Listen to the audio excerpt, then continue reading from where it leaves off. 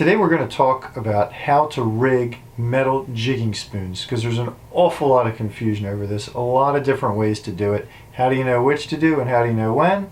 Let's check it out. First off, you have your standard jig right here with your single top hook, right? This is perfect for speed jigging if you want it to zing through the water. It's also perfect when you're jigging over a wreck or a reef or something that if you had a treble hook on the bottom you get stuck on often. Now some people like to add a second hook to the bottom on a jig. That's particularly helpful if the fish are often striking when the jig is falling. A lot of the time this top hook falls up and you get a lot of missed hits if they keep striking when it's falling. Put the guy on the back, you do a little better. The downside is if you're over a wreck or a reef, that'll snag sometimes. Now your third option here is to put the big old treble on the bottom. See that guy? Whew, that's a nasty hook right there. That'll stick some fish.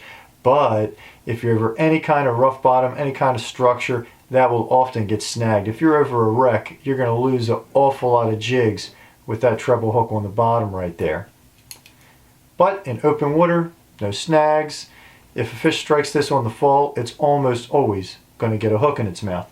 Now, one important thing that you want to remember about all these different jigs, regardless of which it is, you want to be attaching your line to the solid ring right there. The solid ring, not the split ring. You can even see the tag end on there from where this was tied on. We were jigging for bluefin just yesterday. And what this does is when a fish gets stuck on there, you have a direct connection. Okay? If you attach to the split ring, this is swinging, the jig is swinging, you have a lot more opportunity for that hook to pop free.